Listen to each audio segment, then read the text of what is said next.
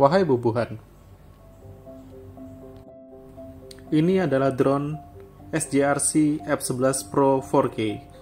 Ini pertama kalinya kami membeli drone. Pertimbangan membeli drone ini setelah berkonsultasi ke kawan dan riset di beberapa channel YouTube. Tentunya menyesuaikan kebutuhan kami dan terutama sesuai dengan kondisi kantong kami. Kami pun akhirnya memutuskan membeli drone ini. Tujuan kami membeli drone cukup sederhana, yaitu mengambil footage video atau gambar dari angle di atas bila kami sedang melakukan traveling. Kami membeli drone ini di e-commerce Tokopedia seharga Rp2.750.000. Setelah dipotong ongkos kirim dan mendapat toko poin, total yang kami bayar untuk drone ini seharga Rp2.676.000. Sekitar 4 hari drone ini sudah sampai di tangan kami. Dalam paket pembelian drone ini, kami mendapat bonus memory card kelas 10 32 GB. Sudah termasuk satu tas, remote, satu buah baterai, dan kabel charger tanpa kepala charger, dan 4 set baling-baling cadangan.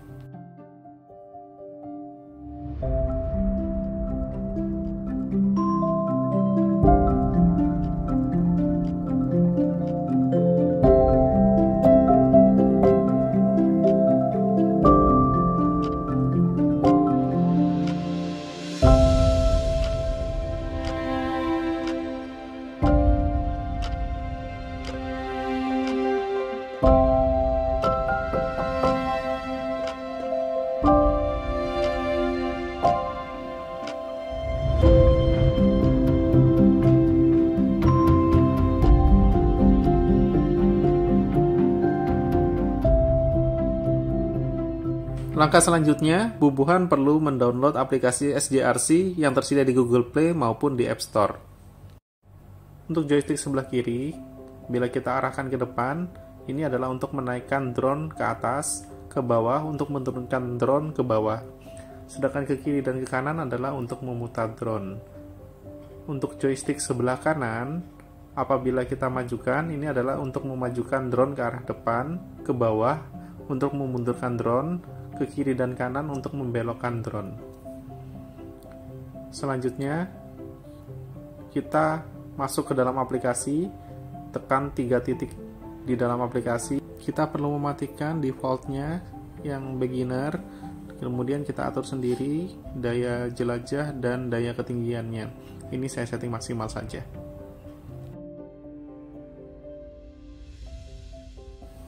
Ini adalah tombol di belakang. Tombol ini adalah untuk mengambil foto, sedangkan tombol ini adalah untuk merekam video. Di bawahnya adalah untuk menaik turunkan kamera, sedangkan tombol di sebelahnya adalah untuk zoom in dan zoom out. Untuk kalibrasi kompas, kita mengarahkan joystick ke arah jam 1 dan jam 11 bersamaan seperti ini. Kemudian secara fisik, drone kita akan memutarnya sebanyak 2 kali seperti keterangan di gambar. Untuk kalibrasi gyroscope, kita arahkan joystick ke arah jam 11 dan jam 1 bersamaan seperti ini. Kemudian secara fisik kita putar drone secara vertikal seperti gambar ini.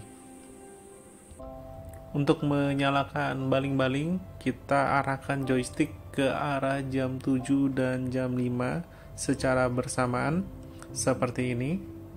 Baling-baling akan berputar. Bisa juga melalui aplikasi, kita masuk ke dalam menu. Bila secara manual kita tinggal tekan tombol ini ke atas, maka drone akan terbang. Apabila kita ke dalam menu, kita tekan tombol ini, tinggal slide ke kanan dan otomatis drone juga akan terbang.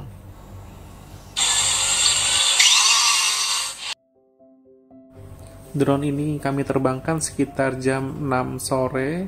Kondisi pencahayaan masih cukup terang, tetapi sudah mulai redup karena kondisi sudah senja. Hasil rekaman videonya bagus dan stabil karena drone ini sudah dilengkapi electronic image stabilization dan 2 aksis mechanical gimbal. Saat ini Dengan dua kelebihan tersebut, drone ini adalah yang termurah di kelasnya. Rekaman video atau foto akan tersimpan di memory card yang ada di drone dan di memori internal di handphone kita. Tetapi ada perbedaan kualitas. Kualitas video dan foto jauh lebih bagus dan tajam yang tersimpan di memory card daripada yang tersimpan di dalam handphone kita.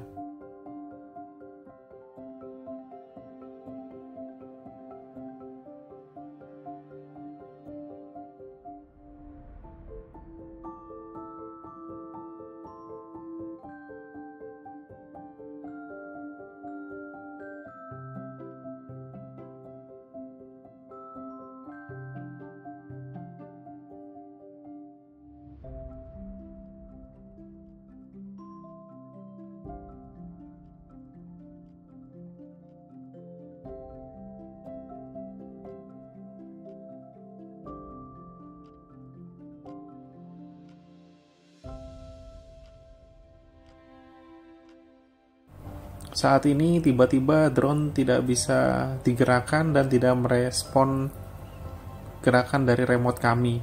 Kami cukup panik saat ini. Melihat data di HP jaraknya padahal baru 260-an meter. Kami putuskan untuk menekan tombol RTH, Return to Home. Untungnya, drone pun berbalik arah dan menuju kami.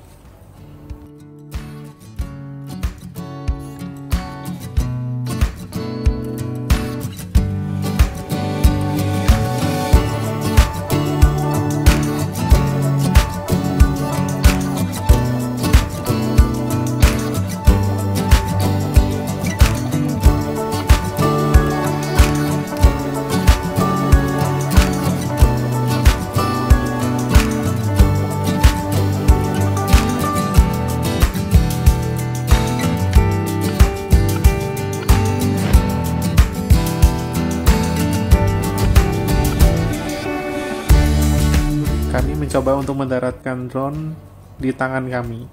Caranya adalah dengan mematikan RTH, dengan menekan tombol RTH lagi, kemudian memindahkan kamera drone ke arah bawah untuk memudahkan mengoperasionalkan drone-nya secara manual.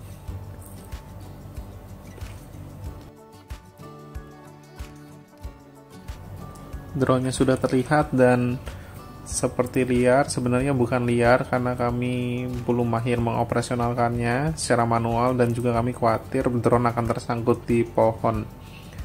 Terus kami turunkan secara perlahan sampai kami dapat menjangkau badan drone.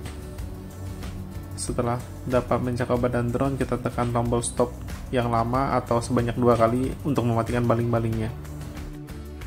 Harus hati-hati ya, ini dampak dari kena baling-baling. Kami kembali menerbangkan drone kali ini melalui tangan, dan ini adalah footage yang bisa bubuhan lihat. Kondisi sudah semakin gelap, tetapi pengambilan gambar masih tetap bagus menurut saya.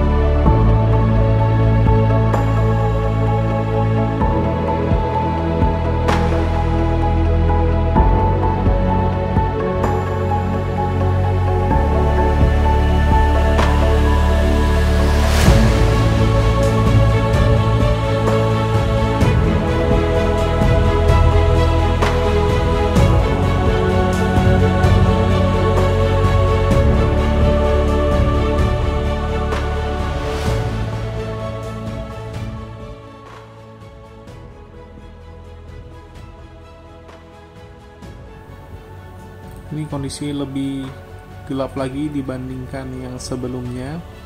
Kita bisa lihat footage yang dihasilkan juga menurut saya masih cukup bagus.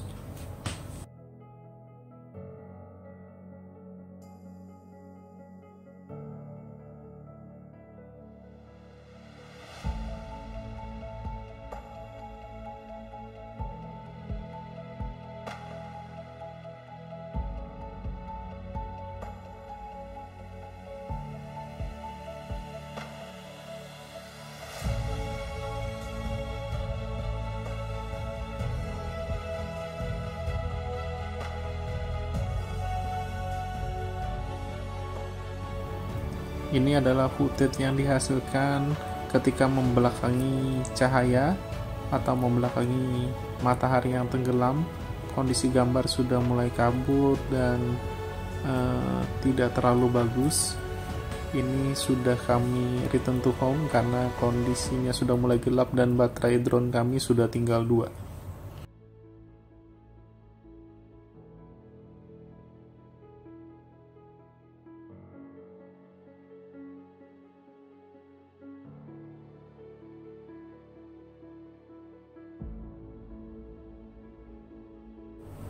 Ini sudah menjelang matahari tenggelam dan kami perlahan-lahan menurunkan drone untuk kembali kami daratkan di tangan.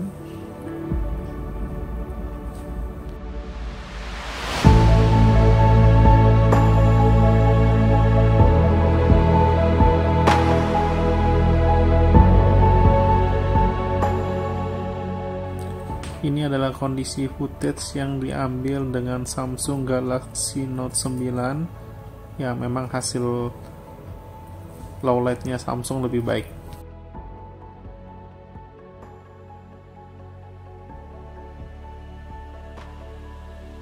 Terima kasih sudah menonton.